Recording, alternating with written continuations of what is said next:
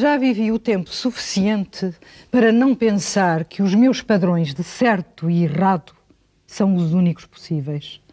E fico admirada quando vejo que há pessoas que pensam que o conceito de moralidade é o mesmo para todos os seres humanos, ao mesmo tempo e no mesmo país. Até há o conceito de moralidade dos jovens e ao dos velhos.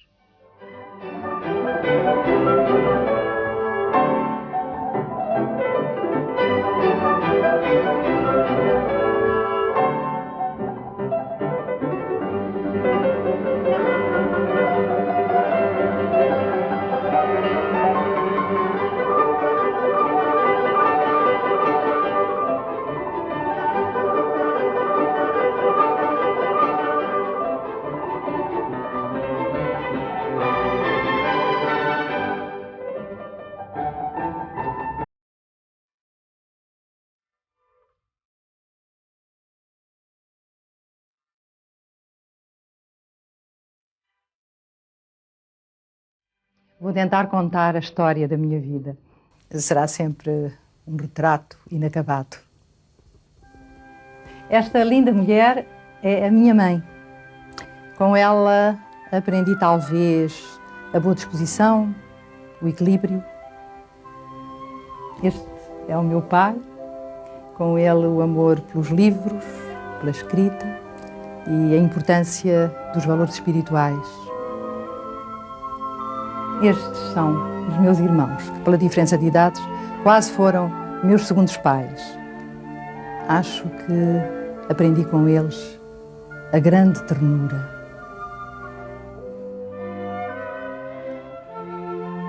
A minha mãe, que era espanhola, é que, apesar de ser espanhola, nessa altura já falava português e começou a ensinar-lhe as primeiras letras também. Ela começou a falar bastante cedo, não é? E, é claro, dedicando-se muito depois, já quando sabia ler, claro, dedicando-se muito à poesia e gostava de isolava-se para ler e era assim, muito concentrada. Foi o António que me ensinou os primeiros poemas. Esta sou eu, bastante diferente, mais gorduchinha. Tive uma infância feliz, mas apesar disso, fui uma criança inquieta, que pensava demasiado. Lia muito e talvez por isso, nos meus primeiros tempos de escola, fui muito boa aluna no Colégio Elias Garcia.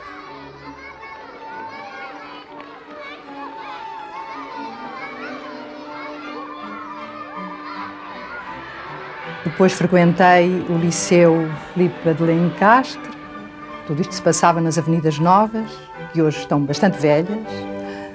Nasci na Avenida Visconde de Valmor.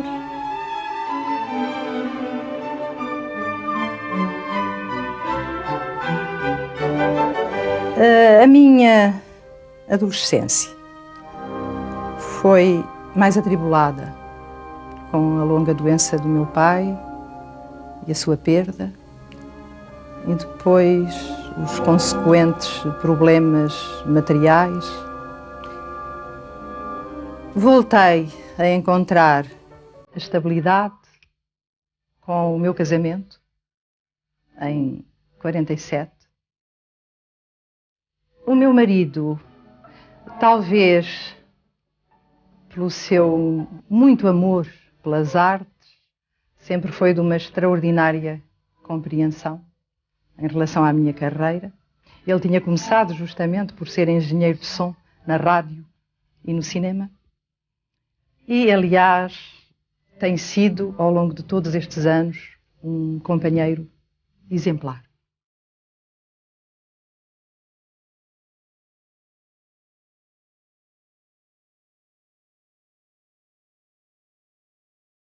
Pouco falta para celebrarmos as nossas bodas de ouro. Partilhamos todos estes anos de vida em comum, com ternura, com amor, com compreensão e muita amizade. De temperamentos e profissões muito diferentes, não foi certamente por acaso que, dia a dia, nos achámos cada vez mais próximos, sempre prontos a defender o que nos unia e a pôr de lado tudo que nos pudesse separar. A Carmen é para mim a mulher certa que eu tive a sorte de encontrar no momento certo. Outro homem da minha vida é o meu filho. Mas aqui ainda não tinha barba. Também o admiro muito. E com ele até tenho aprendido alguma coisa. E entendemos muito bem porque temos feitios bastante semelhantes. Apesar de ser economista, ele é um grande apreciador das artes e nisso teve importância a educação que lhe demos. Uma das características da minha mãe é o ser uma pessoa com uma enorme abertura de espírito e com uma disponibilidade muito grande para tentar compreender os outros e aceitá-los como eles são. Essa disponibilidade é provável que possa ser enriquecida até pela sua profissão como atriz, que lhe permite colocar-se do ponto de vista das outras pessoas. Para mim, como filho, essa característica foi essencial no excelente relacionamento que sempre tivemos e creio que se estende genericamente às pessoas de todas as idades e de todos os pontos de vista com quem ela se relaciona.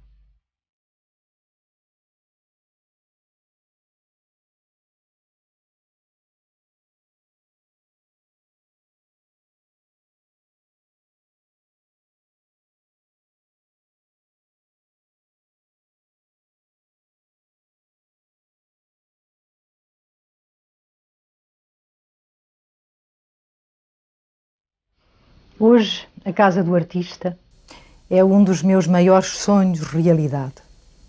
Estou nesta luta com a Manuela Maria, o Otávio Clérigo, o Pedro Solnado e o Armando Cortês. Eu estou há muitos anos envolvido num projeto que é a Casa do Artista. É um projeto que nós consideramos muito importante e que está em muito bom andamento. A Carmen soube disso. Ela, por razões que até viriam para o caso, esteve bastante tempo afastada em Paris e esteve afastada de Lisboa e de Portugal.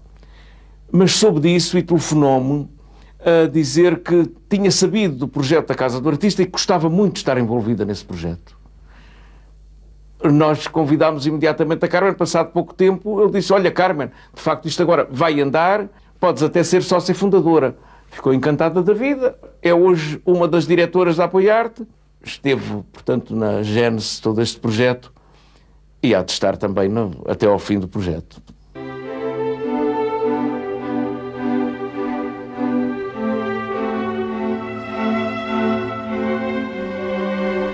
A menina tímida que eu era só se realizava quando falava em voz alta ou quando ouvia a voz dos outros a contarem histórias.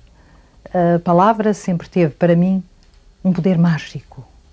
E a voz foi a primeira coisa de mim que chegou ao público. É curioso que até na televisão as pessoas se admiraram pelo meu entusiasmo ao participar num programa do Joaquim Letria, o Já Está, onde eu era apenas a voz do computador. Boa noite, Joaquim. Hoje o meu convidado é você, fui eu que escolhi. Boa noite, Carmen, muito obrigado e deixe-me só dizer-lhe duas coisas. Em primeiro lugar, agradeço muito estar nesta cadeira. Em segundo lugar, porque tenho a oportunidade de mostrar uma senhora, que é a Carmen de Loures, que durante 34 noites nesta RTP se prestou a fazer muito bem, como talvez mais ninguém soubesse fazer, um papel muito, muito modesto para quem é uma grande senhora do nosso teatro. Muito obrigada, mas eu acho que é muito bom ser só voz. Porque para mim a voz é extraordinariamente importante e acho que há um encanto na voz, há a magia da voz, e talvez porque eu sou dos primeiros tempos da rádio, para mim a voz tem muita importância e acho que é uma honra ter sido só voz. A voz sem rosto, a voz do computador. Mas hoje temos aqui à vista de toda a gente a Bela e o Monstro. Já está.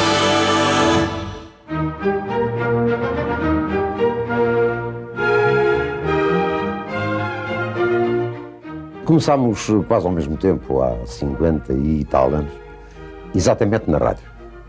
Quando do seu começo, menina muito pequenina ainda, muito jovenzinha, ela já mostrava que ia ter um lugar à parte no campo radiofónico. E porquê? Porque a Carmen ama a palavra. Ouvir falar para ela é um exercício de eleição. Falar, outro exercício muito importante. A palavra em si tem para ela uma importância enorme.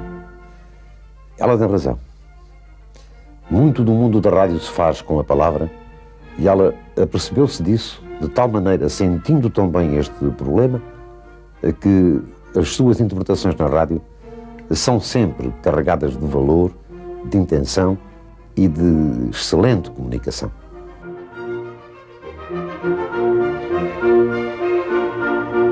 Naquele tempo, o artista de rádio era apenas uma voz que o ouvinte podia materializar ao sabor da sua própria imaginação. Era um mundo de fantasia. Tenho as melhores recordações da rádio, onde, aliás, continuo a trabalhar. E passei por todos os postos emissores e trabalhei com todos os artistas portugueses.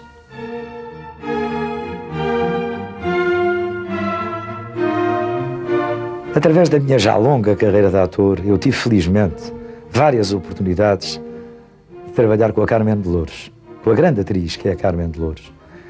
Recordo que os nossos primeiros contactos foram através da rádio, dos programas infantis dirigidos pela Dona Madalena Patacho, e posteriormente em vários programas de rádio, nomeadamente no Pátio das Comédias, que era dirigido pelo Álvaro Benamor. E para mim era sempre um enorme prazer trabalhar com ela, ouvi-la, apreciá-la, porque indiscutivelmente a Carmen de Loures é para mim, e continua a ser, a maior intérprete de rádio com quem eu já trabalhei.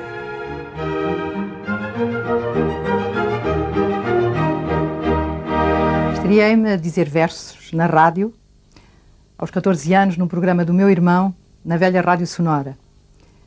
E a par de muitos folhetins e teatro radiofónico que interpretei, e aqui tenho de lembrar o nome do Álvaro Benamor, com o seu Teatro das Comédias, que foi um dos maiores atores de radioteatro. Mas, a par de tudo isso, houve sempre a poesia. Colaborei em continuidade, por exemplo, na antiga emissora nacional, no programa Tempo de Poesia, do poeta Carlos Queiroz, depois no célebre Poesia, Música e Sonho, do poeta Miguel Trigueiros, onde dizia versos de parceria com o Manuel Areno. Foi uma equipa perfeita, num programa de muito êxito durante cerca de 8 anos. Eu disse sempre poesia muito à minha maneira, tendo como lema a primeira crítica que surgiu num jornal a meu respeito, do jornalista João Zarco, que dizia: não imita ninguém, é ela. E durante toda a minha carreira tenho tentado seguir esse princípio.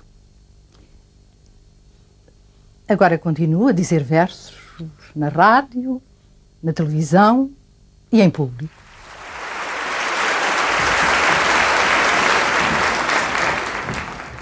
Ser poeta é ser mais alto, é ser maior do que os homens.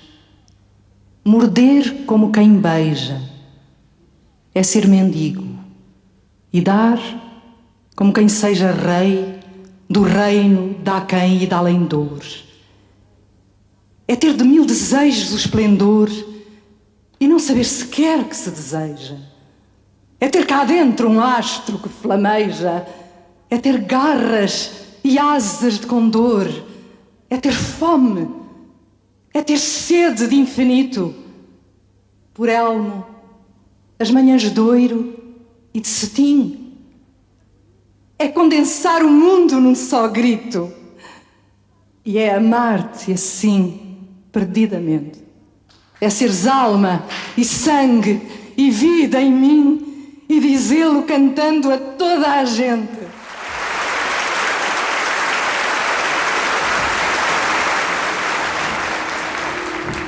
A Carmen de Loures é uma das maiores atrizes da sua geração. E porquê? Porque o substrato da poesia, a maneira que ela tem de interpretar a poesia naquilo que os escritores escreveram, permite-lhe ser hoje uma atriz capaz de fazer bem teatro, cinema, rádio, televisão. E eu lembro-me que exatamente no cinema voltei a emocionar-me, porque, infelizmente para mim, eu era o mal da fita, andava a perturbar a paixão da Carmen de Loures no Amor de Perdição. Mas, em todo caso, sendo o mal da fita, sempre que havia representar ou contracenávamos ambos, eu dizia assim, para mim, isto é o efeito da poesia, porque ela diz a poesia admiravelmente e por isso sabe encontrar em cada momento a interpretação exata. Que bom termos artistas como a Carmen de Loures.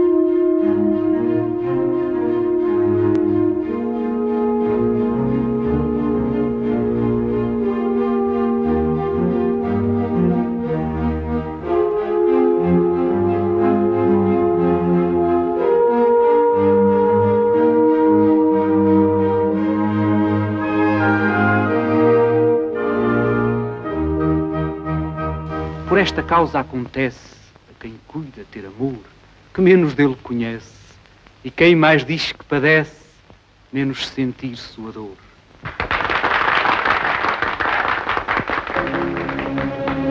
Não destes ouvidos aos versos de Andrade Caminha? Depois dos vossos, não há mais versos em Portugal. Como gostava que nos dissesses só para mim. Só para vós? Até diante dos mais só para vós os digo. Sois tão diferente, tão alto entre tudo e todos. Na corte, fala-se que não há dona nem donzela a quem não digais o mesmo. Que sois perigoso. Tendes medo? Tenho. De mim. Nesses anos do cinema, recebíamos muitas cartas de admiradores a pedir fotografias, a fazer declarações de amor e até a pedirem conselhos. Era uma relação muito bonita que o público tinha connosco. Aqui, ao público, a minha gratidão. E também ao António Lopes Ribeiro, que foi quem me descobriu. É sempre com o maior prazer que eu falo de Carmen de Loures, porque nesta altura em que se celebram os descobrimentos portugueses, eu gabo-me ter sido eu quem a descobriu. E descobri em circunstâncias muito curiosas. Descobria ouvindo-a na rádio, num programa em que ela recitava com o rolo feio poemas portugueses, com a sua maravilhosa voz, a sua articulação impecável, e uma vez tiveram a ideia, que me foi extremamente agradável, de recitar poemas meus. Então, nessa altura, eu quis conhecê-la e escolhia para ser a Teresa do meu amor de perdição.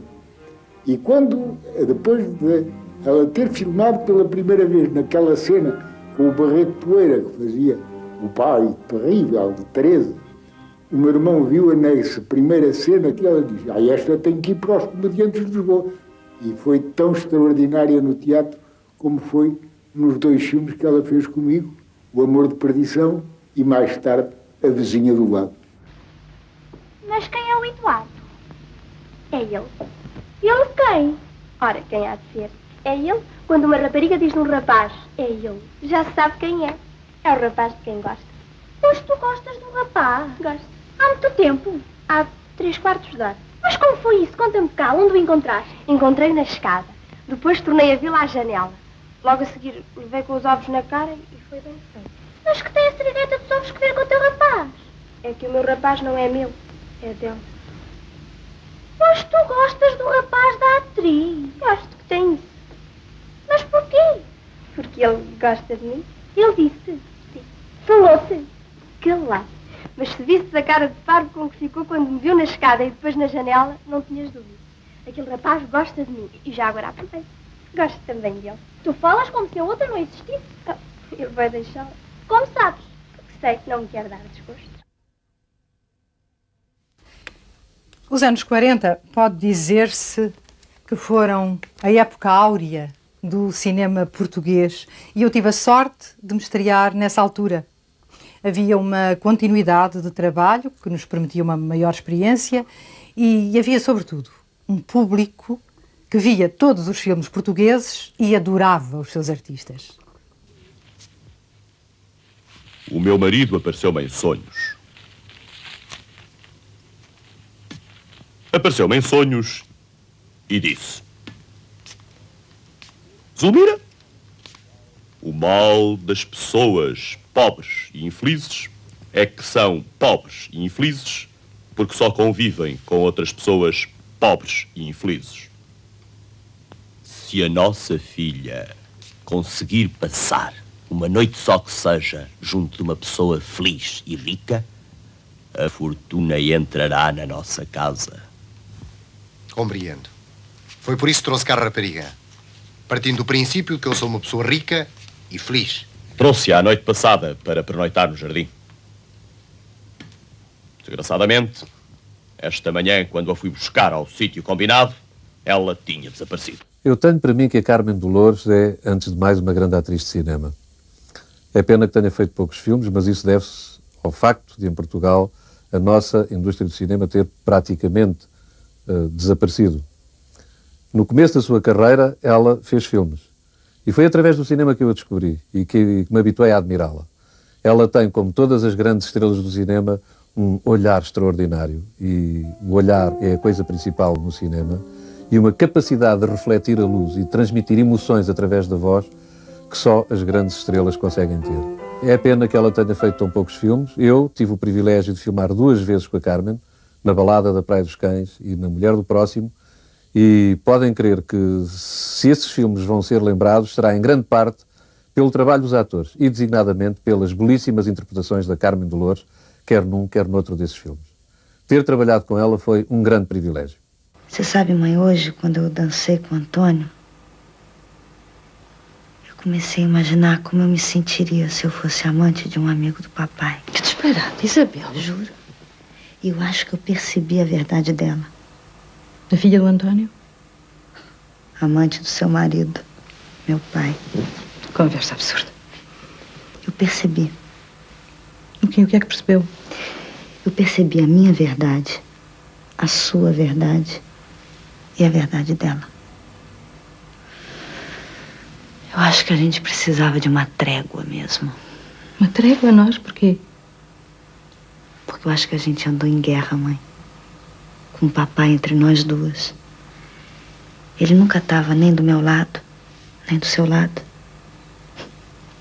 Na verdade, ele estava com outra. O seu pai morreu, Isabel. Não falo dele assim. E ponto final no cinema, por agora. Dentro de momentos, falaremos de teatro. Até já. E agora, o teatro. Foi muito importante no panorama do teatro português, na década de 60, o Teatro Moderno de Lisboa. Éramos um grupo de atores ainda jovens, e aqui não posso deixar de lembrar o nome do meu querido Rogério Paulo, que foi um grande companheiro em todas estas lides teatrais, não só no TML, como também em muitas outras companhias. Admito que para ti é difícil aceitar o desafio que ele te propõe. Que por muito que te ame, tu tens menos importância. Quê? Tu gostavas de poder odiá-lo, não é? Bom, mas talvez também essa seja uma das tais grandes palavras que tu não te atreves a usar. Odiá-lo.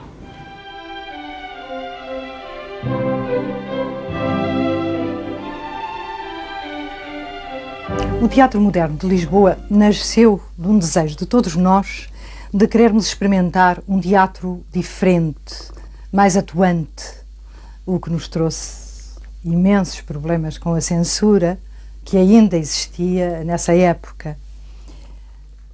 Nessa sociedade artística eu tinha também a função de administrar, o que me causava imensas dores de cabeça e me vacinou para nunca mais aceitar um cargo desses. A Carmen de Louros, além de ser uma grande atriz, reconhecida por toda a gente, é também uma grande mulher de teatro. E eu tenho as provas incontestáveis da sua grandeza quando me lembro da fundação do Teatro Moderno de Lisboa. A Carmen foi uma peça preponderante, assim como o Fernando Gusmão, o Rogério Paulo, o Rui de Carvalho, o Armando Cortês, o seu marido Vítor Veres e eu, naturalmente. Nós fundámos o Teatro Moderno de Lisboa, talvez tenha sido o primeiro grande grito do teatro independente em Portugal.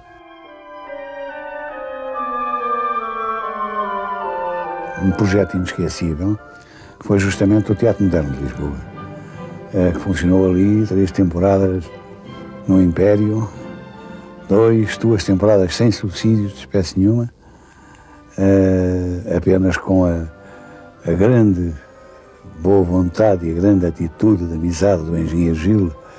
José Gil, nessa altura, dirigia o Império, e só no último ano, no 3º ano, no último é que tivemos um auxílio da Fundação Calouste Gulbenkian.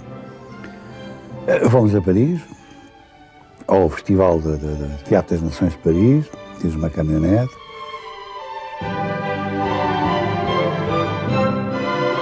Reunimos os 3 diretores do Teatro Moderno de Lisboa, que são, como sabem, a atriz Carmen de Louros, diretora da parte administrativa, o ator Rui de Carvalho, da parte, digamos, de cena, uma espécie de diretor de cena, e o diretor artístico, o ator Fernando Gusmão. Como é da praxe, como é de regra, e é de bom tom, aliás, vamos começar pela senhora diretora Carmen de Louros, que nos vai falar da parte administrativa do Teatro Moderno de Lisboa. Eu gostaria que dissesse aos senhores espectadores como é que vão os dinheiros da companhia. Isso é sempre mal perguntar, porque os dinheiros vão sempre mal. É muito difícil equilibrar a parte material em teatro. É um espetáculo caríssimo, é um setor artístico muito caro e, portanto, nunca se deve aprofundar demasiado.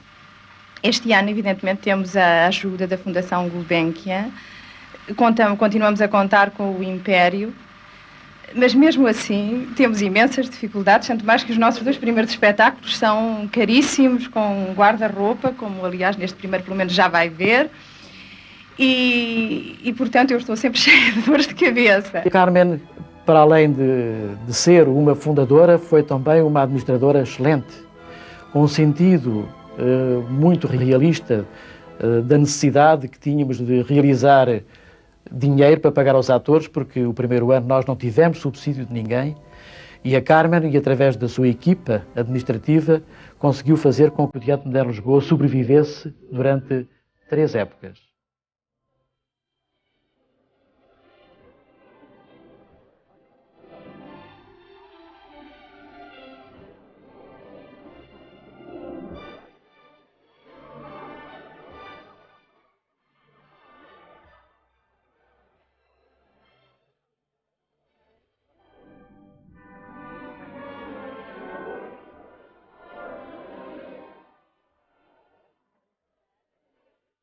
Fui encenador, crítico de teatro e hoje sou dramaturgo.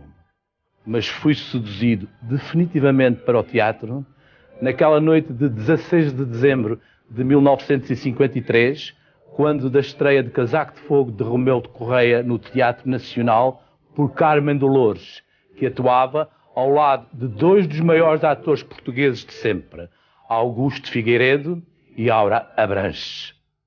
Assim, apaixonei-me pelo teatro e dediquei a minha vida ao teatro graças a Carmen de Louros.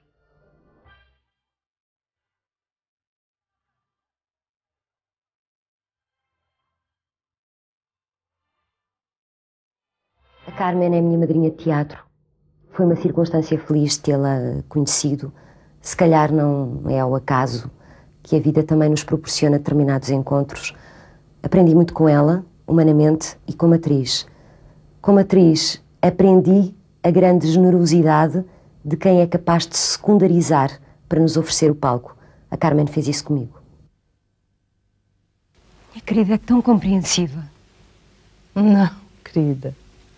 Sou apenas muito mais velha.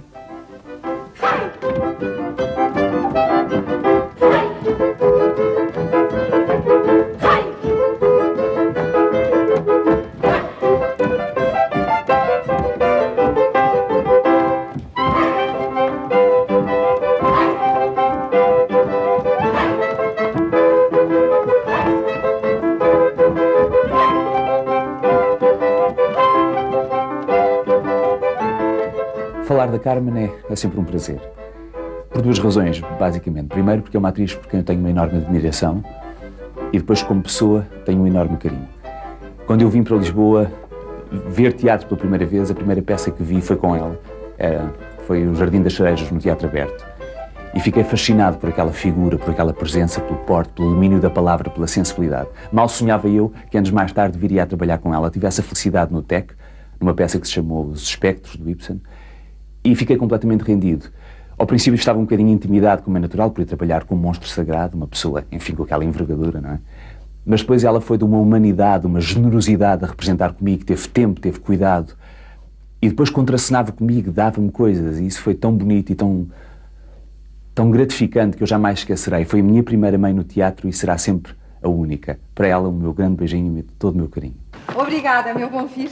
Habituei-me a beber café. Bebo a todas as horas do dia e da noite. Obrigada, meu velhinho querido. Eu vou ver se já trouxeram as malas todas. Sou mesmo eu que estou aqui sentada nesta cadeira. Apetece-me saltar, abrir os braços. Mas talvez esteja a dormir e a sonhar. Deus sabe como amo o meu país. Como o amo eternamente. No comboio eu nem sequer podia olhar pela janela, começava sempre a chorar. Mas agora tenho de tomar o meu café.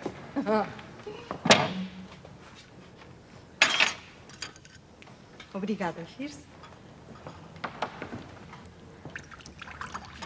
Obrigada. Estou tão contente de te encontrar ainda vivo. Anteontem. Está a ficar surdo. Às 5 horas tenho de partir para Kharkov. Já não tenho muito tempo. É pena. Gostava de ficar aqui, a olhar para si, a falar consigo. Continua tão maravilhosa como antes. Ainda está mais bela do que antes. Vestida como uma parisiense. Dá a volta à cabeça a qualquer um. Não consigo continuar aqui sentada. Não consigo. Gosto de si como se fosse da minha família. Ou talvez mais. É natural que ao longo de 30 anos como encenador tenha trabalhado com muitas atrizes e com muitos atores. Eu tenho realmente que fazer uma referência muito especial à minha experiência com Carmen de Loures. Quando nós trabalhamos com um grande ator, o grande ator implica, da nossa parte, um grande desafio. Nós temos que pedir e quanto mais nós pedimos, mais nos obriga realmente o ator a dar. E agora, simplesmente com Carmen, isso aconteceu de uma forma completamente diferente. Eu devo dizer que foi quase que um ato de amor extraordinário que nos marcou profundamente e a mim de uma maneira muito especial. Eu recordo os dois espetáculos mais importantes que fiz com ela, portanto a Virgínia e os Espectros, e não esquecerei nunca da minha homenagem, porque acho que Carmen é, sem dúvida, uma das mais importantes comediantes do teatro português.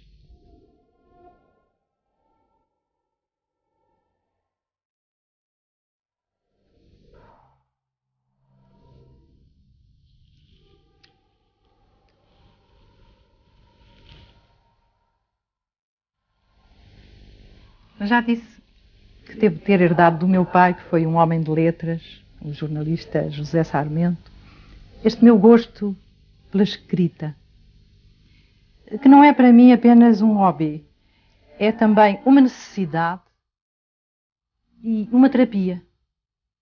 Desde muito nova habituei-me a escrever quando tinha problemas. E era a minha forma de desabafar. E aconselho esta terapia a toda a gente. Hoje escrevo, sobretudo, contos, pequenas histórias daquilo que vou observando e às vezes umas pequenas notas, umas referências, como por exemplo esta sobre os colegas. Gosto de os ver todos esperando a sua deixa, olhos com amor, tão diferentes uns dos outros, tão longe e tão próximo. Os nervos à flor da pele, as suscetibilidades, os temores, as angústias. A vida correndo mais depressa e parecendo parada. A vida que nasce das palavras, dos gestos e fica no ar como uma promessa por cumprir. Vulneráveis. Publicado, tenho apenas este livro. Retrato inacabado. Uma espécie de memórias de mim.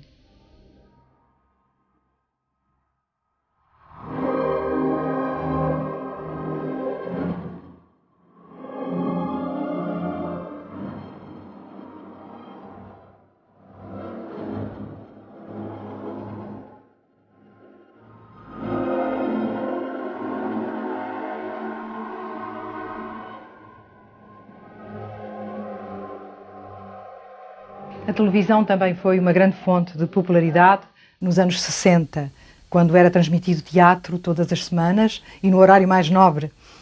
As pessoas, quando nos encontravam na rua no dia seguinte, falavam da peça e perguntavam: então, agora, qual é o teatro da próxima semana? Esse entusiasmo acabou por se perder pela falta de continuidade e de bons horários. Tu regressarás a Argos para cuidares dos teus outros filhos. O quê? Deixar Ifigénia? Não é esse o costume, por muito insignificantes que possa julgar esses pormenores. Não convém que te vejam misturada com a multidão de soldados. Mas convém, creio eu, que uma mãe case ela própria aos seus filhos. Sem dúvida. Mas também que os outros deixados na nossa casa não fiquem lá sozinhos. O palácio é um abrigo seguro. Tens de obedecer-me. Nunca. Fora de casa reges os teus assuntos. Mas dentro, é a mim que compete velar por tudo. Trabalhar com a Carmen é realmente um grande prazer. Trabalhei com ela na televisão e foi um trabalho surpreendente. Fiz uma peça com ela, creio que se chamava João Palmieri, sabe? Que tive um trabalho de ligação espantoso. É uma maravilha trabalhar com a Carmen. É uma segurança, dar-nos a deixa como deve ser e nós podemos construir. É um trabalho de competição maravilhoso. Trabalhar com a Carmen é realmente um grande prazer e um deleite para quem a vê. A operação da Cláudia custou-me os olhos da cara, ou mesmo a cara toda. Mas se estás muito aflita, talvez possa arranjar. Não preciso de dinheiro. Julguei. A vida está caríssima e como não tens muito... Cá me arranjo. Com o dinheiro que dás para o João, pago-lhe as propinas e o curso de inglês que quiseste que ele fizesse. Sim, realmente não dá para muito. Cá me arranjo. Fiz uma sociedade com a Alice e a Ana e estou a trabalhar muito bem. Os vestidos de malha estão na moda, não é? Disse-me a Cláudia. A tua mulher tem nome de revista de modas. Só faltava agora que tu te casasses com um playboy. Não é playboy. Além disso, o João também ganha algum dinheiro. O João? Ajuda um amigo que vende discos na feira. Ganha todos os domingos uns 1.000 ou 2.000 pesos. Na feira? Não gosto nada disso. Bem sei que o que te dou é pouco, mas descuidar os estudos é grave. É só aos domingos de manhã, mais nada? Sim, está bem, mas... Na feira, dizes tu. Neste momento estou muito apertado de massas, mas fazendo um esforço. Não vim cá para falar de dinheiro. Mas então o que há? Acho-te esquisita. Vens pedir-me licença para te casar com esse tal que não é playboy? Não. Está alguém doente na família? Não, não está ninguém doente. Morreu algum amigo? Não. Ou melhor, morreu, mas não era um amigo. Mas afinal, quem morreu? Não sabes? O Che Guevara. O quê? O Che? Sim. Não sabias? Estás a brincar comigo? O teatro ajudou-me a conhecer-me melhor e até a chegar aos outros com mais facilidade. O teatro, na sua essência, pode ajudar muito as pessoas e nós devemos contribuir para que elas descubram a sua importância. Onde está o Cólia? Foi dar um passeio com o novo preceptor. Faça favor de cortar, Lisabeta Bogdanova. Que preceptor? É verdade, esqueci-me de lhe dizer. Eu e a minha sogra resolvemos arranjar outro preceptor. Em substituição do velho professor de francês? Não, um preceptor russo. A velho ou novo? Novo. De resto, só o contratámos para este mês de férias. Gostava que você fizesse uma coisa, Rakitin. Tenha a bondade de dizer. Você que gosta de analisar as pessoas, de as dissecar até o mais íntimo da A alma. propósito, vem isso. Gostava que o observasse bem. Ao novo tutor, porquê? Porque simpatizei muito com ele. É magro, loiro, bastante jovem. O olhar inteligente, vai ver. Só é pena que seja um pouco tímido, que para si é um terrível defeito. Já vejo que hoje estou na berlinda, Natália Petrovna. Falando sério, Rakitin, gostava que reparasse bem nele. Tenho a impressão de que o podíamos transformar em qualquer coisa de bom. E daí, quem sabe? Desperta-me a curiosidade. Sério? Não faz ideia como isso me alegra. Mas continue. Continue. Se redressar... Mas onde está a Vera? Desde pela manhã que não a vejo. É melhor fechar esse livro. Decididamente hoje não conseguimos ler. Conte-me antes as últimas novidades. Será um prazer. Umas novidades que é que lhe conte. Sabes, estive uns dias em casa dos Krinitzin. Calculo, ainda não se casaram há um mês e já estão aborrecidos um do outro. Como descobriu? Alguém consegue disfarçar o aborrecimento? Acho que se podem esconder todos os outros sentimentos, menos o tédio. Acha que é possível esconder todos os outros sentimentos? Julgo que sim. Um homem com o seu espírito deve achar a outra gente toda muito aborrecida. Como se você não soubesse, por experiência própria, como nos pode aborrecer alguém, mesmo quando sabemos que esse alguém nos tem amor. Amor, oh. Sempre a mania das grandes palavras. Rakitin, você exprime-se de uma forma tão complicada. Complicada porque... Sim, é o seu grande defeito. Você é, sem dúvida, um homem inteligente, mas às vezes tenho a impressão de que as nossas conversas são autênticos combates de floreto. Natália Petrovna, não sei bem porquê, mas vejo que hoje está zangada comigo. Que perspicácia. Não estou zangada consigo. Carmen foi uma das atrizes que me marcou como encenador e realizador de televisão, e também acho que eu marquei Carmen. Foi sempre uma colaboração artística e técnica, porque nós dois sabemos que a arte se faz não só pela inspiração, mas também pela intuição, mas também pela técnica.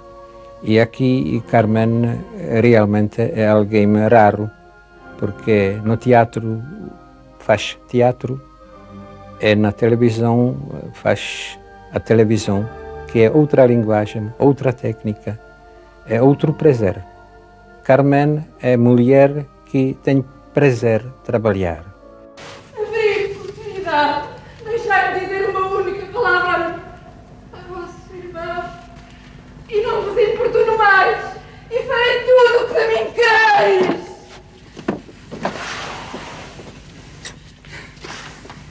Aqui havia duas vozes que falavam. Ouviste? Sim, ouvi. Onde está ele? Onde está meu marido? Manuel de Sousa. Esse homem está aqui, senhor. Que lhe quereis? Que ar. Que tom. Que modo esse com que me fala. Madalena. Senhora. Como quereis que vos fale? Que quereis que vos diga? Não está tudo dito entre nós? Eu parece-me que não. Pois não diríamos nós com demasiada precipitação.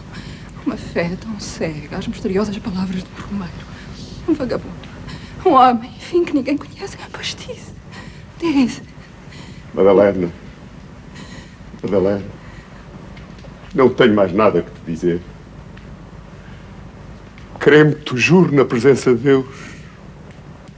A nossa união, o nosso amor é impossível. 1999 marca o regresso em grande ao pequeno ecrã da Carmen de Loures, com uma telenovela, A Lenda da Garça.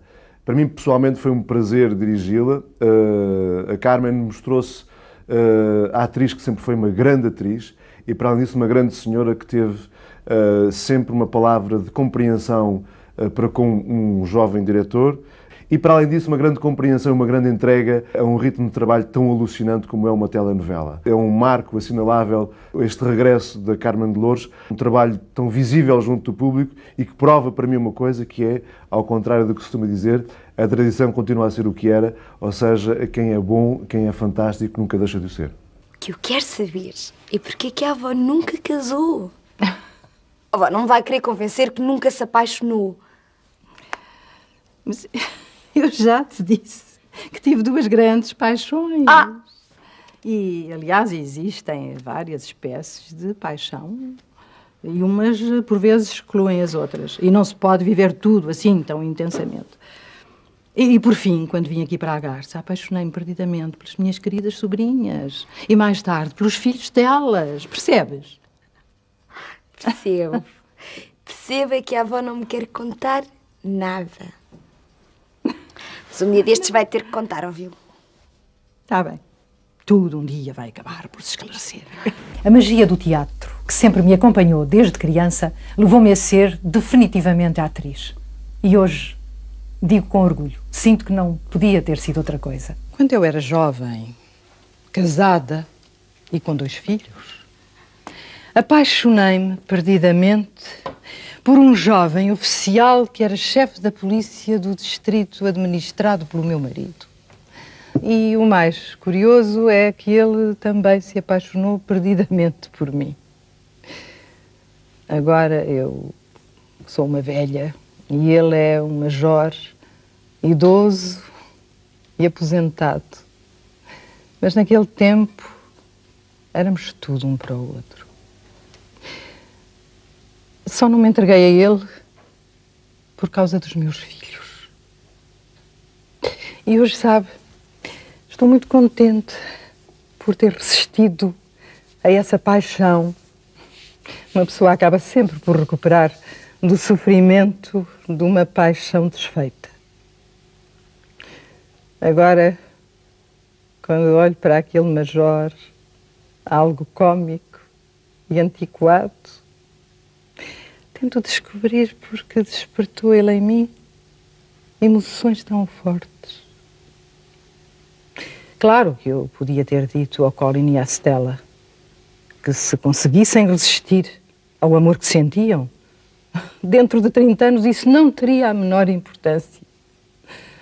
Mas as pessoas não aprendem com a experiência dos outros.